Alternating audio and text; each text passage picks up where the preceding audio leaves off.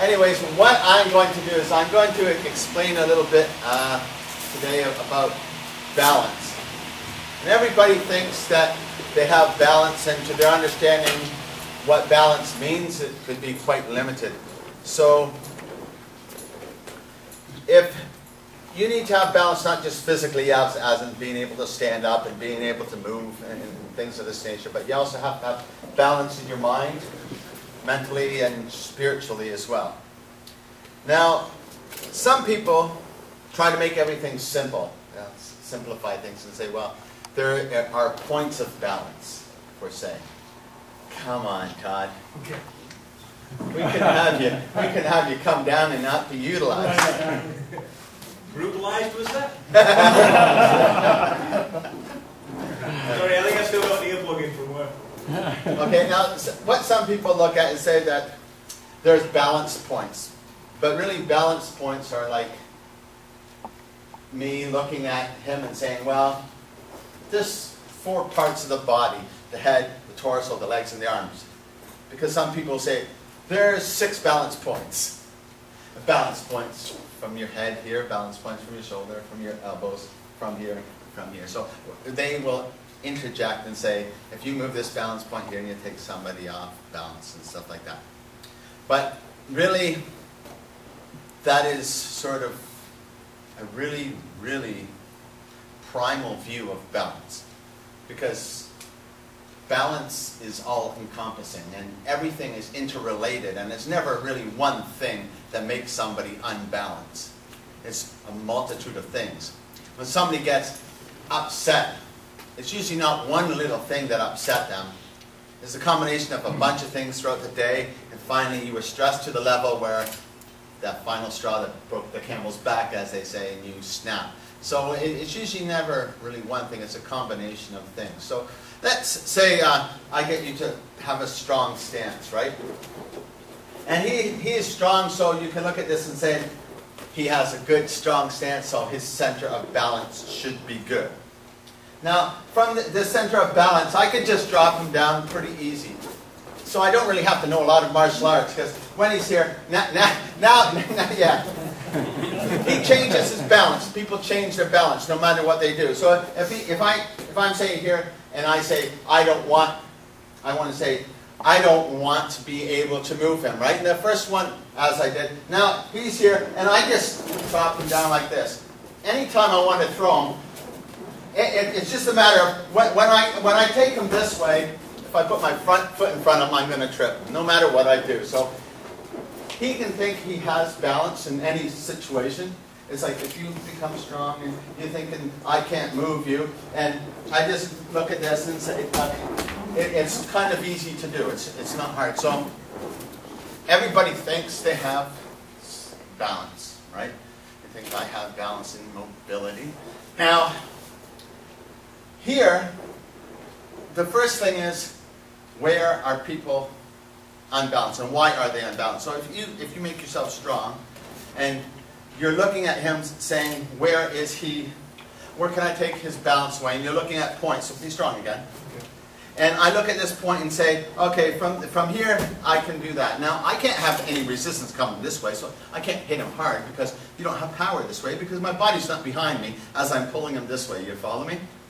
So if I make him fall down like that, it's only because he's imbalanced at that point. When he's strong and not going to let me move him, wherever he's strong, he can be in a position where he can feel he has some type of strength. But wherever he feels he has strength, he has no strength. Sure, he has strength in specific areas. So no matter where you are, you're going to have weaknesses. Wherever you have strength or weaknesses. And I sucker him into this because I'm saying, be strong. The more strength you have, the more weakness you have. That's the way it works. So when we're looking at this and I say, I want to use 8 directional movement lines, and I say, be strong, so don't let me do something, and I can say, okay, there's a weakness here. And as he shifts, he changes his weaknesses to different areas. So I can utilize 8 directional movements, not according to my perspective, but according to his perspective. You follow me? So it's another way of viewing the 8 directional movements. Adding some spice and pizzazz to things where it's just a matter of striking key points and stuff like that, and it's like flowering the picture. You have a basic picture of understanding of how the body works, where his balance is and where his balance is not. Then there's going to be, from here, the second level is understanding his weaknesses based on himself of balance. The next level is, I'm going to utilize him like a puppet in a way, because I'm going to give him some resistance so that he creates resistance. So now, his strength comes from my resistance. So if I'm here and he's fighting back on me, his strength comes from my resistance. But if my resistance isn't here, he's probably going to fall. So if I know this and I'm here and I'm strong, if I wanted to take him this way, I would just drop down this here and he would fall down. Nothing fancy. No, I don't compromise myself in any way and take his center of gravity away. And really it's like a throw without a throw, because I use his lack of balance to throw him.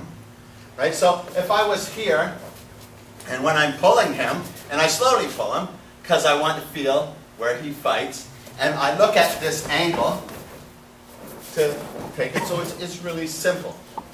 Right? Now, most people at this point in time say, okay, I understand it.